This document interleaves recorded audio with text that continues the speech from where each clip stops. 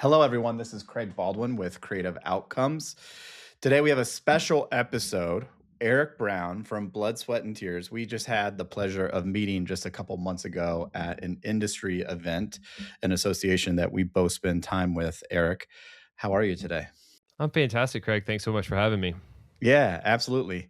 So you and your organization, and I'll let you talk about your partner and everything that you guys spend your time on, but you focus on an area that is certainly outside of our expertise at UpSource, but is critical to every agency that we come across, and that is growth or some version of sustainable revenue, and in any different way that we can find it and achieve it over an extended period of time. Talk to me about yourself, your background, and how you got to Blood, Sweat, and Tears. Yeah, absolutely. Thanks, Craig. Nora Denuzzo, my co-founder, and I started Blood, Sweat, and Tears 3 years ago this month. So we are Congrats. we're a little ways into this. Yeah, thank you so much. You know how it goes. It's a fun but challenging endeavor. But really, we started Blood, Sweat, and Tears because we're passionate about this industry, and I spent about 6 years inside an agency. I'm born and raised and currently in Atlanta, Georgia. I spent about 6 years inside an agency driving growth for an agency here in Atlanta, and then I spent about 9 years consulting into agencies. And really, what I saw was a lack of growth operations. Mm, The lack of existence of growth operations for agencies, and the role that I was often in or consulting into, or the conversations I was having, Craig, was really about it was about growth as it pertains to leads. And I knew that that was the wrong focus. And what I this isn't really like our positioning statement, or this is not sure. what I lead with. But what I want agency owners to be thinking about, Craig, and I mean, this is, I think, where some of our and your Venn diagram overlaps, is I want them to be thinking about enterprise value, Yeah. not because they're laser focused on an exit or some sort of transaction, but we know that there will come a day when every business owner will come to the end of the day-to-day management of the business, and what does that look like for them? How can they optimize not only the value that they and their family and their employees will get, but just the overall process? And so growth really needs to be oriented towards that. And for agencies, growth isn't just net new leads. And so that's really a lot of the fundamental process that we help to develop and help manage for our clients. And so I'm sure we'll get into a little bit more of that today. Okay. Well, help me do this because I personally like the way you frame this idea of enterprise value. But what does that actually mean? Like, how would you define that for an owner if they came to you and said to you, "Hey, I have a lead problem," and you say, "No, you have an enterprise value problem," and they say, "Okay, but what's enterprise value? What does it mean to you?" How would you respond to that question? So there are a number of factors. If you were to have a valuation done, it would take some time and it costs quite a bit. But it's because there are a wealth of variables that evaluation team would be going through competitive analysis, really digging into the financials. But the point is, there's a lot of variables that impact the value of an organization. So enterprise value is the metric of value for organizations. And there are values, or there are variables that impact that value. And so what I want agency owners to be thinking about is, what are all those variables? Because if you think about the value of something and then you dig into that, you recognize that those independent parts, the strength of those independent parts, is what is the foundation of the health and the wealth of that organization. And so it's not just about the number, or the calculation. It's what are all the individual parts. And so I want agencies to be thinking about that. I want agency owners and leadership to be thinking about that, because then that gives us the ability to think about the connectivity of all of those. Because again, just to get down to a simple application of this, growth is not just net new leads. Growth is retained revenue. It's organic growth. yes, there's a component of net new, but it's also about profitability within all of those pieces. And just for example, we talk to a lot of agency owners that are running on dangerously thin margins, and we know a lot of the reasons why. I mean, if you and I want to talk about some of that today, we can, but we know how a lot of agencies get there. But as we think about that, and as we think about what are the capabilities, the industries, the teams that have better margin, then I can say, hey, why wouldn't we build a growth engine that would help us optimize assignments or projects or scopes where we have more margin versus just allowing some things to fall in our net that we have to take because there's revenue attached to it. We don't even know if there's any margin at this point, but there's some revenue attached to it, so we need to take it. And those are the types of things that really start to unwind agencies, Craig. And I know you've seen some of that before. That's super helpful. So it's, as you said earlier, it's more than just leads. As I would think about it, the common denominator would be revenue, but you're saying it's more than revenue. It's also what is the profitability we're able to achieve from that revenue. And to your point, there are many different things which can contribute to revenue within an organization. Many of them go unnoticed because we take them for granted. At least I think many owners take them for granted. Um, I'm going to shift gears slightly, and then we'll get back into that topic in particular. But one thing that always strikes me is, so let's use your leads conversation, your growth operations conversation, what I would consider sort of like go to market activities and or how we represent ourselves in front of clients. So there's a lot of tactical things, I guess, that could be done or accomplished to drive more enterprise value. But what I also find is sometimes, or maybe even more often than not, there are sort of like strategic things, positioning things, brand things, service strategy things, which perhaps need to be addressed before we can get into tactical go to market activities. Is it, do you find the same thing? And if so, like, how do you address that when you're working with clients? Because it turns into a big ball of wax pretty quickly. And unless clients have I'll say an appetite to address some of those more structural components of their business, it may be really hard to make an agency successful if their positioning sucks, if the audience they go after is poor, doesn't have a lot of money, if their services are very commoditized and not valuable in the marketplace. Like, I think you know where I'm getting at, but Yeah. when you talk to agency owners, how do you think about that? How do you address it? And then how much of your work is spent on that versus more of the tactical components? Man, I hope my memory serves me well to be able to resurface so many of the incredible points that you just hit on, Craig. Because you there was a ton of gold in that, and I should have been taking notes to the points I wanted to make. But It's all right. This will be you're recorded, right. so you You don't have to worry you about it. you touched on so many great things. One, appetite. I literally just got off a call with an incredible agency owner. He's been running an indie agency that's 40 years old. I asked him, I was like, hey man, are y'all still riding the rocket ship? And because every time I see him, every time I'll see him on LinkedIn, they're winning an award there because he's doing he's doing the right things right. And but the conversation I was having with him is my orientation towards an agency is not about the size or the earnings or the FTE of the agency. It's about the what you said was the appetite. To me, it's about Mm, the motivation for growth, and it's are they willing to do it? yeah. A quick analogy, the what we see most in the industry is agency expert, agency skill expert is in a holding co, spins off to do their own thing. They launch a business based on that expertise, whether it's creative or strategic or media or accounts. They pull over a piece of business or two. They bring their network. They grow to 3 to 5 million over 3 to 5 years, and all the time that revenue is growing because of the relational value.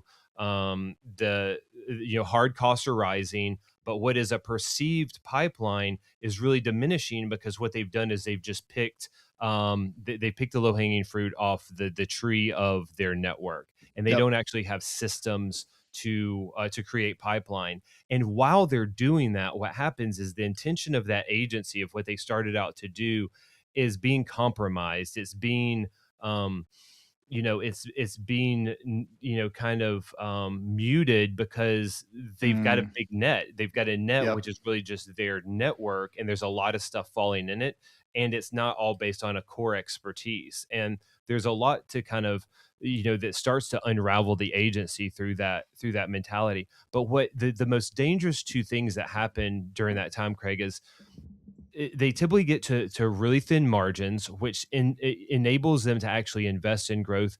But they're also they've their appetite for growth and to make an investment in operations for growth operations has diminished as well, because they've kind of convince themselves that it was really ego. A lot sometimes it's just Mhm. ego, like, hey, I've done this for 5 or 7 years, and I've grown a multi-million-dollar organization.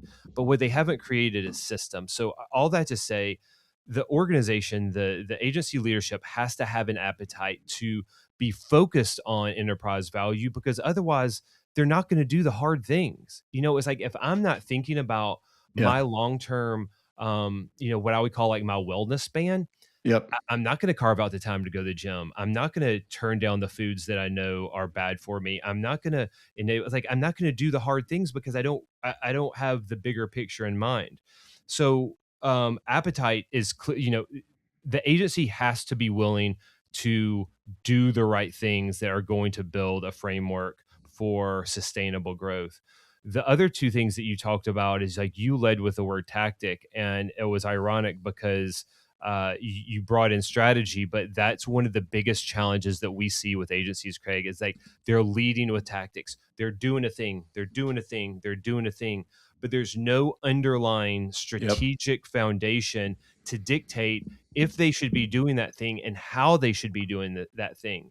When we think about solving the problem, when I think about building growth operations, it's very simple. I mean, it's ridiculously simple. The concept isn't where the value is. It's the rigor in doing it is where the value is founded in strategy. What is a strategy? A strategy is the plan that gets you to a goal. What is the goal? The goal is a revenue number, and ideally a profit number, in a period of time. So net new fee revenue over a period of 12 plus months. We can asterisk that if we want to, 12 plus months. And then, so with a strategy is the plan that's going to get us there. The strategy informs the tactics. How do we decide what the tactics are? Well, one, we treat the funnel like it's a real thing. So there's a top, middle, and bottom. Each of those phases has a role: awareness, consideration, and conversion. So we need to have different tactics at each stage of the funnel that are driving to a KPI. The KPI for agencies should be conversations. Agencies are not sales organizations. They're not selling widgets in most cases. They don't need hundreds or thousands of MQLs or SQLs. They need several more conversations with the right people. And Craig, once you've done that math, it entirely reframes the entire process. I've got an agency they're working with right now that wants to grow by $4 million in net new fee revenue, and it's a pretty significant goal for this agency. But what that means for them is they need 16 new conversations a month. Wow. 16 new conversations a month is a number, but they can get there when we apply the right tactics in the right industries, standing on the right POV. Yeah. Most of our clients don't need a number that big. We're talking about maybe 6 or 8 net new conversations a month. And honestly, if you go to one of the right shows, you can get that, you can hit that KPI, and you can get 20 conversations Yeah. in one event. And so the point, and I'll stop here, is, and we can go a little bit further if you want, but the point is to do that work and then determine the right tactics for your agency. And how do you determine that? What is your core expertise? What is your value proposition? And who is your ICP? The other major challenge that agencies are oftentimes unwilling to resolve, and it's a non-starter for us, is an obsession with building, well, they're focused on multiple ICPs, and I know all the reasons why. We can talk about it, but when we're thinking about building a proactive outbound growth function, we mandate that you start with one ICP, because if we have one ICP and three funnel stages, and we typically need at least two tactics per funnel stage, we've got six things that we have to do, Yep. all pointed in the same direction. But this is where the math totally changes. If you can do, let's just say, even if it was three, if you were to do three things at each stage, one thing at each stage of the funnel to one ICP based off of your expertise and your ICP stakeholders' core business challenges, it will dynamically change the function of your agency.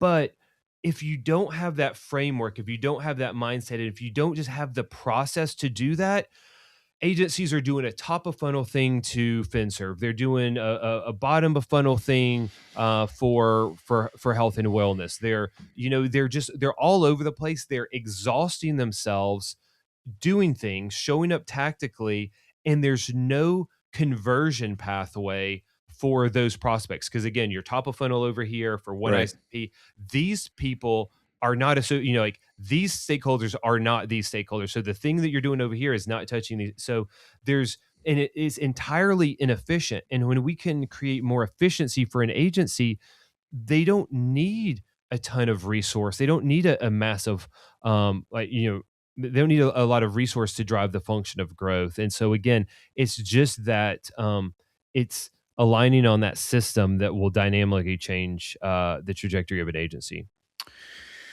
So I have one simple follow-up question and then another one which is maybe a little more longer tail.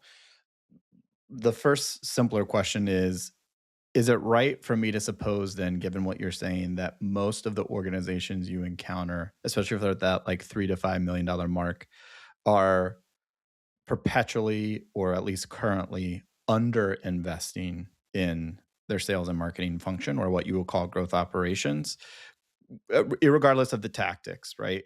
But they are under investing in that and its importance to their business. I'd be interested to hear you if you have a stat on this, but what I've heard from other industry advisors in FP&A is that agencies should be investing 8% of revenue in the growth function. So that's loaded cost. Yep. But that's a target number. So 8% is really the minimum. It should be more, in the range of 10 to 20% likely, depending on where they actually are. So the challenge really is if you're in a deficit and your pipeline is really weak, you probably need to be investing more. But again, man, that's the challenge is Yeah. when you get to these thin margins, it becomes hard to make that investment. Right. We work with it. We're in the fortune of working with a number of agencies that are really in a scale mentality. Like they're not doing this because they're desperate. They're doing this because they see the picture. They want to grow, and so they can invest, 15-20% in revenue of revenue and growth. But man, it's really again that mindset of, okay, maybe I can't do 8%, but I'm committed to doing something. Yep. So it's 3%. We're going to put 3%, and we're going to find a partner that we believe in that can, whether you need the guidance or is somebody that you really believe in what they're doing, that you believe that they're going to be a good partner, whatever it is that you're going to invest in that and be consistent with it. So our company line, as it relates to the sales and marketing line item within or on the P&L, sitting within operating expenditures, is 8 to 10%, generically speaking. I like a ceiling of 10%. Um, there are caveats to that. One of those caveats are organizations who have very high throughput of clients, and they're probably selling a package service to a very tight ICP. Those types of organizations also usually have a really well coordinated go to market effort, and they're probably spending 15 to 20% on sales and marketing, and their economics still work when they do that. Yep.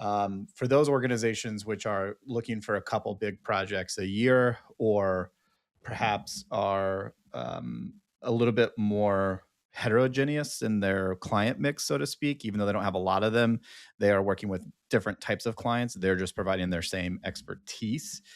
those I would like to see more at 8 to 10%, as a function of the top line revenue. To your point, it first of all, it's always the owner's discretion. It ties to their appetite for growth. If they want to grow a ton or if they're in a serious deficit, then yes, I would expect them to have to spend some of the numbers you're talking about. I, we do find anecdotally within our portfolio that most of our clients are underspending on Yeah. that particular category. And it's a to your point also, it's a little bit of a weird it can be a weird line item because sometimes the founder or the leadership team is doing a lot of the quote unquote sales and marketing. And so we don't really capture that as a line item expense. That will make them feel good because it'll make them feel like they're making more bottom line if they take on a lot of those activities. But there are serious limitations to what they can do, to their time, to what they represent to the marketplace. Like you said, it may have worked from 3 to 5, but it may not resonate as they look to go, higher up in the market or, higher up in the value chain, et cetera.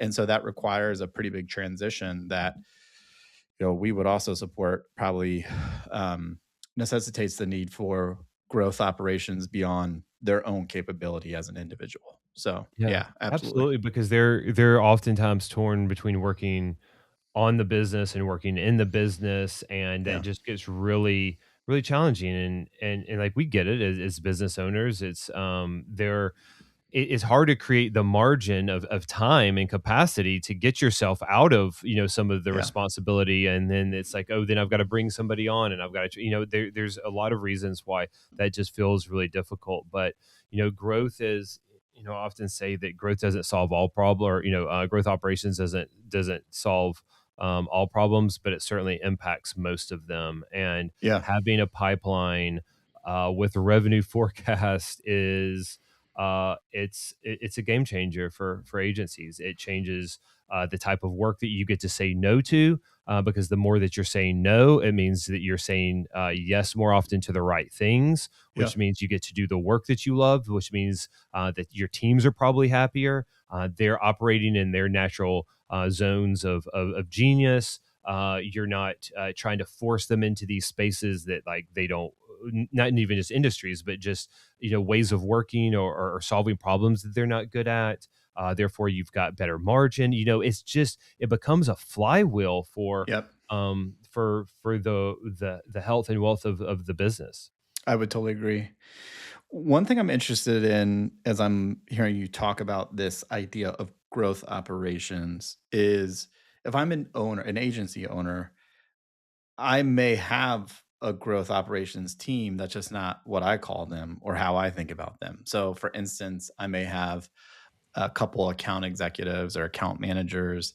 I may have one person who's the dedicated sales leader within my organization, and maybe they're responding to a lot of RFPs. I may even have a marketing director. When you're working with organizations, what do you see internally? Like, what's the typical makeup of what you might consider their growth team, and what do you think is the right mix or the right orientation? Because I think a lot of agencies struggle with that. Do I just need one whiz bang salesperson? Do I actually need a really strong account team? Do I need more marketing, and so I need to invest in a marketing team? Like, tell me about how you view that when you come into a new relationship that you're supporting or consulting with. Yeah, I mean, I'm laughing, Craig, because I'm wondering if that's the scenario that you just gave is one that you've ever actually seen, or if that was just like a fable that you heard. So because honestly, it's the majority of agencies that we speak with have little to no growth function outside of ownership. Yeah. There are quite a few agencies that have, and I'm overgeneralizing here, and I'm also speaking only about indie agencies. Yeah. BSNT only works with indie agencies, and so this is not holdcos.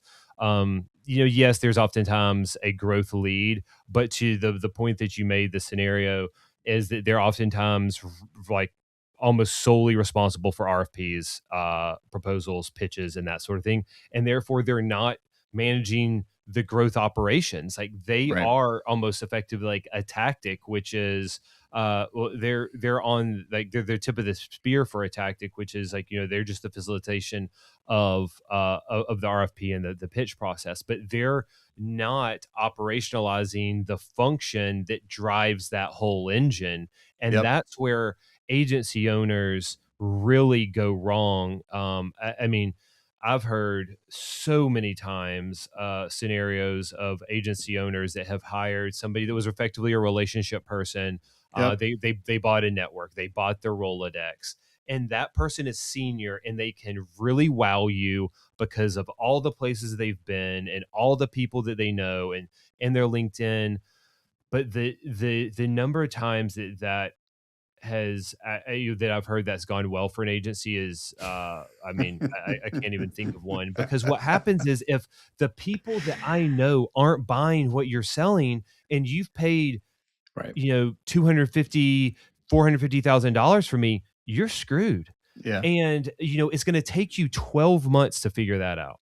Yep. And not only are you losing money along that time, you're crushing your pipeline. So what an agency needs is they need someone that, and some of this might be within leadership, it might be within the account team, but they need somebody that is the tip of the spear as far as pitching. And it depends on what that looks like for an agency. Certain agencies are pitching more often. They are responding to RFPs because of the nature of their business more often. That's a whole thing to evaluate. Is like, is your obsession, and I say this obviously a little bit biased, but like, do you have an obsession with RFPs, and is that a lazy way to growth, because there's all these RFPs out there and you can feel like you're chasing them and it's busy work, you're Yep. staying busy. um and so that's an entire thing to evaluate. But most agencies need someone, whether it's leadership or a senior level person, that has the capability to pitch the business. But then they also need a function to drive the operations, because without the operations, at some point that well is going to run dry, unless you're, a mischief or a high dive, or one of the hot shops that every brand is just going. And again, that's the Instagram reality that you, agency owner, are probably not living in. Like, if you're listening to this, it's probably not because you're turning down 98% of the pitches or the RFPs that you get. You want to be there because you've heard other agencies are doing it, but that's not where the majority of us live. We have to have an engine that is consistent and it's efficient and we're running it, and maybe we can grow to that point, but it's not, again, it's like the Instagram mentality of like, oh, that person's life is so perfect, I want that. But it's only a slice of real life.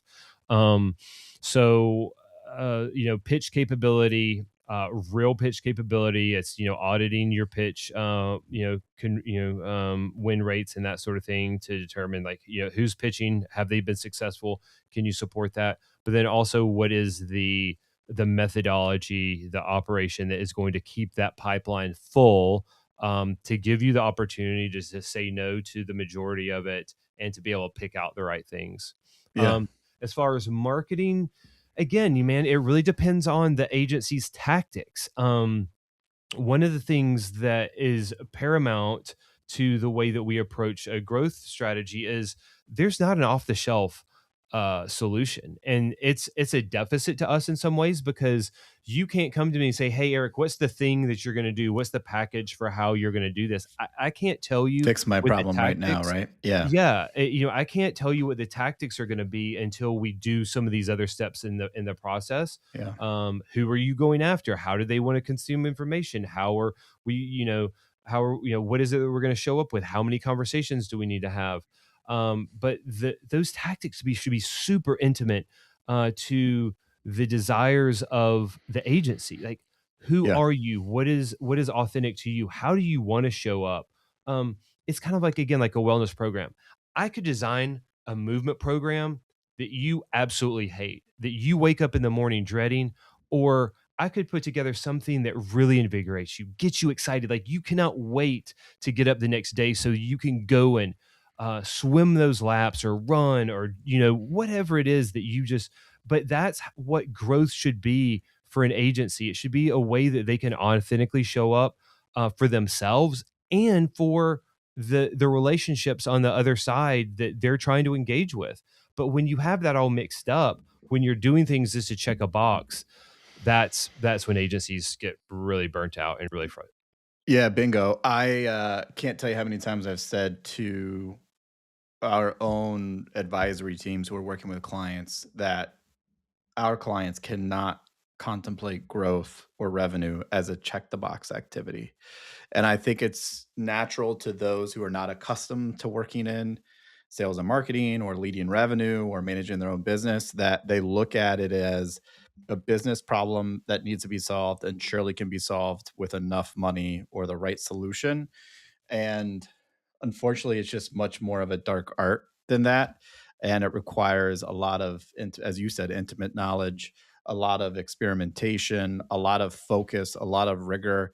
And those things don't lend themselves well to off the shelf solutions. And so I wish more owners really heard what you're saying and really applied it to their own businesses because I think it would make their lives a lot easier. Absolutely, Craig, because I mean, the reality of the world that we still live in is it's about human relationships, and the strongest distillation that I use when talking to agency owners about how we grow is about relationship activation. Yeah. It's activating, which means putting process intention around human relationships. Humans are still the ones that are going to engage you and purchase the solution, or whatever it is that that you offer. And that relationship activation comes in two forms. It's what are the existing relationships that I have that we should prioritize and invest in, and what are the net new relationships that I need to develop. And when you think about it that way, Craig, it really hopefully takes the some of the pressure off, because again, it's like Mm, we start to that's think about interesting. sales and we start to think Yeah. about activities, and you immediately start thinking about uh mass email, or Yep. you writing content, and that starts to get very far away from relationships. And it's Yeah.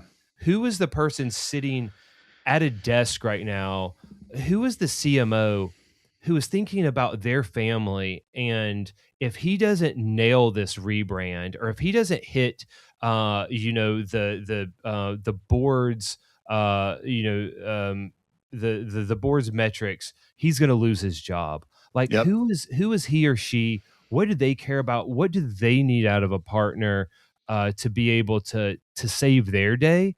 Like, when we start to think about the opportunity that we have from that perspective, it really reframes it. But honestly, it also puts the onus back on us in a way that I think makes some agency owners uncomfortable. And it's, do I really have an expertise? Yep. Do I have something that I can stand on that cuts through the clutter, or that I can articulate it can impact a business metric? And those are things that we have to be honest about, because it gets that's where the challenge comes from. Because if I can't stand on that, then I can't build tactics that are communicating what that is and why that matters to you, Mrs. CMO, whose job is on the line, and you should Yep. hire me over the 100,000 other agencies.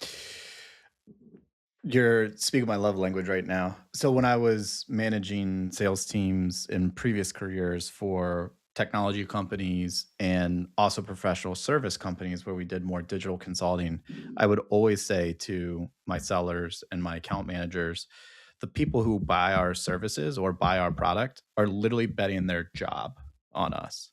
Like that's how high the stakes are. And when you frame it that way, it just puts such emphasis on our ability to expertly convey who we are, what we do, but most importantly, why you should trust us, right? And again, I'm really just reaffirming what you said. I don't think many agency owners are going to that depth and thinking that way with that amount of rigor. And if they would, I think it would bring a lot of clarity as it relates to their own strategic and tactical, subsequently tactical choices. But most of us have grown a business to 2 to 3 to 4 million, and we think, hey, we did it, right? But I often find that that's when things just begin for most agencies. Otherwise, they tend to end Yeah. pretty quickly thereafter. So I love your messaging around that. Um, Yeah. all right, let's shift gears a little bit because I want you to talk about your organization, and especially for those of our audience who have heard what you've had to say. They like what you're saying. They like the way you approach some of these problems. They want to hear more. Obviously, they can reach out to you after this, but what does it look like working with blood, sweat, and tears? What is where do I begin? Where am I maybe in the middle? And then what is a finished engagement, or do I work with you forever? What does that look like? What's a typical engagement with your organization? Yeah, it's a great question. So, I have a very codified process for the way that we work with agencies. There's kind of three phases, and they move in order. Don't have Okay. to do all of them, but it always starts with our vitals assessment. So, vitals is a growth readiness assessment that I developed. It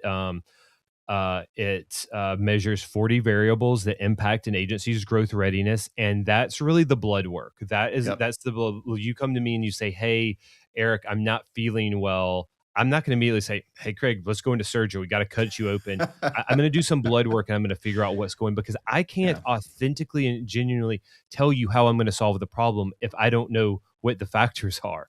And Yeah. I think that's um, it's very simple, but it's not something that I think most organizations do. I'm not willing to move forward with an agency until I really know what it's going to take to solve the problem. I can give them a number. So, when an agency has done vitals, if they want to move forward, the next option is clarity.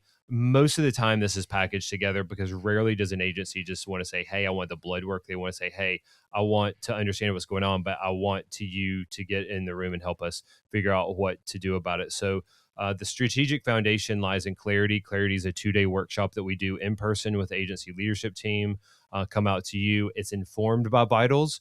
Okay. So, vitals tells us what's not necessarily what's wrong, but what we need to focus on. And it's through the lens of through 4 pillars: positioning, messaging, tactics, and growth operations. We have to have those things in order to facilitate a strategy.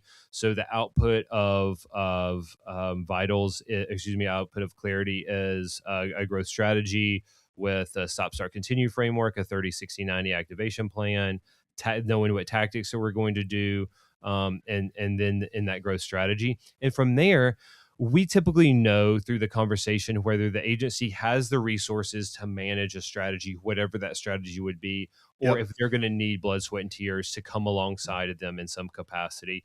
And most of the agencies that we talk to, Craig, are missing two things. They're missing the strategy. They're missing a dedicated strategy that's going to get them from where they are to that point in the future. And they're missing the dedicated resources to operationalize growth. And when I say operationalize growth, that's going from the strategy, which, if you recall, was the number over a period of time, down to the project management of every activity. And so that's what we do when we are in a retained relationship with an agency. So that is the third phase. We are effectively like their growth team in some capacity, depending on what internal resources they may have. We might be all of it, or we might be supporting that growth role. We have done both. We've also been in scenarios in which we've helped them hire on that role, that pitch person, that salesperson, that industry facing representative. Um, but in some capacity, we are augmenting missing resources dedicated to operationalizing growth, and it's really it's we're kind of like the sandwich, the bread and the sandwich. Sometimes it's like we're helping to drive that strategy, but we're also doing the very micro work of the literal project management of, this is the thing that so and so has to do by Wednesday in order to move this thing forward. And so we operate in that capacity again in a number of different ways, and it really just depends on what came out of clarity and what does the agency want or need from us in order to ensure that that strategy is consistently executed against. When you ask the question of when is it over, we have an agency that we've been working with for 3 years. It's Oh, very technically, I cool. think, 2 years and 10 months. Okay. but you could go into more detail about everything that we've done for them. But it's been a 3-year run with them. Most agencies don't want to house this internally. They've come to us Yeah. because they've been years into it. They realize that they don't have the bandwidth. They don't want to have the bandwidth. They've tried to hire internally, and that role by itself didn't work. And so and this is a little bit of a caveat, but I've talked to numerous M&A advisors that have said that one of the biggest hits to agency EBITDA is having that growth function internally. There's a lot of, Mm, interesting. economics around having us, our capability as in a fractional capacity. Yeah. But again, we're there to support the execution of that strategy. If we can teach a man to fish and Yeah. they've got the arm to throw, they've got the rod, the reel, the lures, and they want to do it, we would love to. I would love nothing more than to do vitals and clarity and to put them on their way. The reality though is most agencies don't have that role. There's not a ton of those roles out there. They need somebody to come in and help hold them accountable and to walk alongside them in doing it. That's awesome. All right. Last question. I'd be remiss if I didn't ask something related to AI. So, how should I be thinking about using AI within my own growth operations? Is there room for it? Does it help me? Should I boil the ocean or should I work on one very specific part of my growth operations? What do you think is the best bang for my buck that you've seen in the client work you've done and all the expertise and knowledge you have over the years? And how would you apply AI to an organization right now from a growth operations perspective? Yeah, absolutely. I would say I would start as small as possible. I can say this from the seat of having built an open claw and going big and wide in a multi-agent system that I tore down because I was spending so much time managing agents and Yeah. there's so much fragmentation in it, but it's highly effective. The key is recognizing that you've got to have that data as the base layer. And this is why I don't know Mhm. how long, but for the foreseeable future, it's going to require human input. We've got to have that data layer of Yeah. the file structure that the agent can operate out of. It's got to have the specific instruction that comes from us. That instruction, it can be a workflow that you develop, but it's because you've written down every step of the instructions. Like you've written the recipe and Yeah. you've told it where all the ingredients are. Like you can't say just bake cake, robot bake cake and put it, in the kitchen right now. It needs to say, these are the ingredients that you need. This is where they are in the pantry. These are the steps I want you to do. And then it can do that over and over again. But you need to learn to bake cake with high leverage tasks that are fundamental to your business, and will save you time by not having to do them over and over again. Like maybe it's resource allocation, or it's propose spinning up proposals, or a deliverable after every client call. These things that you can do that have value, that you can create the workflow for in small, kind of independent functions, Yeah. versus like trying to think that you're gonna, like, I'm gonna all of a sudden create an agentic system that's gonna run my creative team. Mm. Yeah, I would say, That's good feedback. yeah, identify a specific outcome that has some value to it, and then build the process around that. And that's, again, I mean, I'm spending a lot of time every day doing it, and I've got a lot of lessons learned, as I think most of us do. But Yeah. it's a fun place to be right now. Okay. That's awesome. And if I would say, like, the one application is, for me, I don't enjoy writing a lot. I mean, it's just like it's a barrier for me. So I've done an exercise to create a communications OS with my agent. Like I've done a lot of prompting where it's like Interesting. I've pulled down thousands of emails, I've pulled down thousands of calls. I've had it learn specifically my linguistic patterns, what I say, what I don't say, and I've prompted and coached it to create the files and the operating system and each piece of the file structure that it can reference back to be able to replicate, not because I'm having it write a book for me or all my emails, or I'm not sending out mass emails that's being deployed by AI, but it's just, for me, it's a function of going through that process of, even for myself, having, like, if I needed to write a blog post for it to be able to say, hey, I want to talk about this thing, help me create an outline. And then, again, it's there's this we see too many of these slices of the picture of, like, going from zero to into output. There's a lot of work in the in between that has to be done. It doesn't mean that AI is not valuable or it's broken or that we're doing it wrong. It's just like we've got to understand what the tool really is, what the constraints and the potential are, Yeah. and then operate within that framework. All right. Well, clearly we need to have you back for episode 2. We could talk about AI at some point in time because you have a lot of experience with it. And I think a lot of the listeners to this podcast could benefit from what you've learned and how you're using it with clients today. I But would love Eric, to. If I can save anybody, any heartache, 3 a.m. mornings, oh no. thousands of tokens, Oh, I it would I sounds would love horrible. to I would love to help. All right. Well, Eric Brown from Blood, Sweat, and Tears, thank you so much for joining us today. Fantastic conversation. Really appreciate sharing your expertise, what you're doing in the marketplace. And if anyone's interested, they should reach out to Eric. So thanks for coming. Can't wait to have you back again. Thanks so much, Craig. Have a Yeah, great you day. got it.